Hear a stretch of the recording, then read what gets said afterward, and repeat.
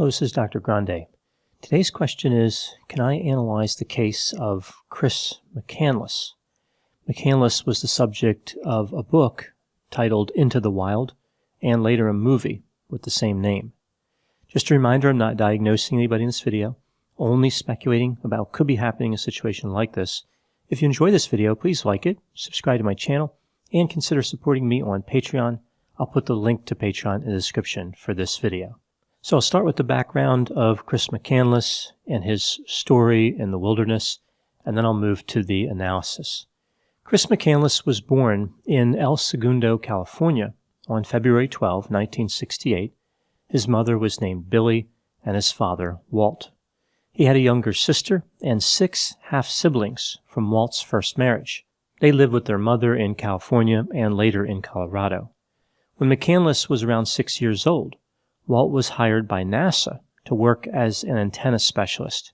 His family moved to Annandale, Virginia because of that job. There were a number of problems in the household according to the younger sister of McCandless. Allegedly, McCandless was subjected to maltreatment by his parents. His father had difficulty regulating the intake of alcohol, and in general, there was a lot of tension there. Billy and Walt have denied those allegations. In 1986, McCandless graduated from high school. He did well academically, but he was thought of as a bit unusual. For example, during his time on the cross-country team, he would encourage his teammates to think of running as a spiritual exercise. They were supposed to picture themselves running against the forces of darkness, all the evil in the world, all the hatred. Well, that's one way to motivate them, the old picture Satan is chasing you trick. After graduating, McCandless went to California to visit with relatives and friends that he had made when he was younger. On this trip, he discovered that Walt was not divorced from his first wife when he and his sister were born. It's like his father didn't understand how the whole marriage thing worked. In June of 1990, McCandless graduated with a bachelor's degree in history and anthropology. It was a double major.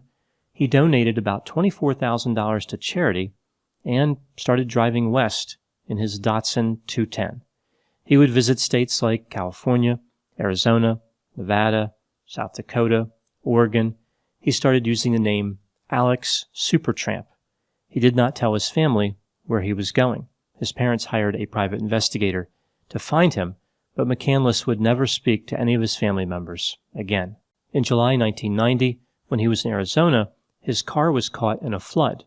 McCandless was driving someplace where he was not supposed to be driving. He couldn't get it started, so he left a note on the car saying that anyone who could get it running could keep it. He also buried many of his belongings and burned the last of his cash. He continued traveling, living on the streets, finding jobs here and there. He even took a job for a short time at a McDonald's in Arizona using his real name and social security number. He started thinking about going to Alaska and living in the wilderness. He started reading material about survival, what plants he could eat, how to hunt, and he made some preparations, but he failed to appreciate how unforgiving the wilderness can be. McCandless would hitchhike from South Dakota to Fairbanks, Alaska in 1992. A man he worked for in South Dakota offered to buy him a plane ticket, but McCandless said that would be cheating. After he made it to Alaska, an electrician gave him a ride to the head of the Stampede Trail on April 28. That was the last time that anyone would see McCandless alive. The electrician would later suggest that McCandless was not well prepared for life in the wilderness. He tried to convince McCandless to buy appropriate gear and supplies for the harsh environment, but McCandless would not listen. When McCandless was hiking, he came across a bus. It was a 1946 International Harvester that had been abandoned by road workers in 1961. McCandless initially continued hiking before deciding to return to the bus and set up camp there. He kept track of some of his activities in a journal, and he also took a few pictures. It appears as though he hunted birds, squirrels, and porcupines, among other food sources. In July 1992, McCandless decided to return to civilization. He started the 30-mile walk back to the highway. He came upon a river that he needed to cross, one he had crossed on the way in when it was frozen, but now the river was swollen from rain and melting snow. He didn't want to take a chance of trying to get across it, he was afraid he would drown. About a quarter-mile away from where he was contemplating making the crossing, there was a hand-operated tram on a steel cable. He could have used this to cross the river. There was also a National Park Service cabin containing food and medical supplies only 6 miles south of his camp at the bus. McCandless did not know about either of these. He returned to the bus and posted a note on it. The note said, "Attention possible visitors, SOS.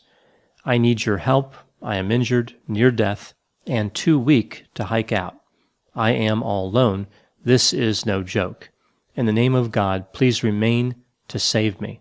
I am collecting berries close by and shall return this evening.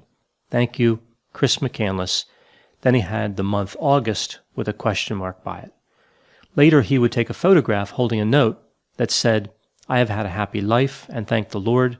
Goodbye and may God bless all." A group of hunters would come upon the bus on September 6, 1992. They found a lump in a sleeping bag.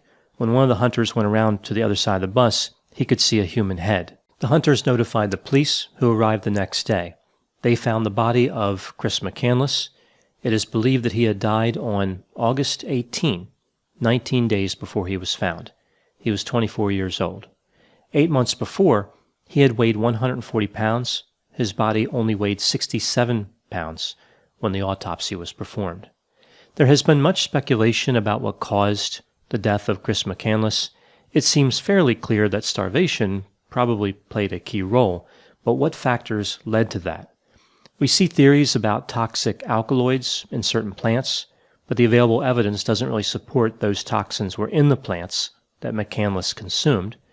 Later we see a theory about toxic amino acids from the seeds of a plant referred to as wild potato that could have led to paralysis in McCandless's legs, meaning he was not able to gather food to survive. In a journal entry, McCandless himself appears to implicate the seeds for his extreme weakness. The seeds would not have hurt McCandless if he wasn't already severely malnourished. McCandless has become a bit of a folk hero, but not everybody agrees on what his legacy is or should be. Was he a brave pioneer who was willing to abandon everything and pursue a dream, or a foolish young man who threw away his life for absolutely nothing? McCandless had contact with a number of people when he was driving and hitchhiking across the country. Many people made comments about what they observed.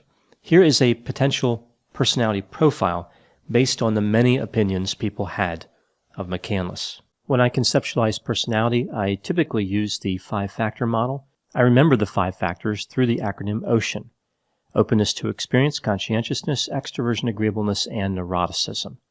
So with Chris McCandless, we see that he appeared to be high in openness to experience. He was intellectually curious, creative, and against tradition.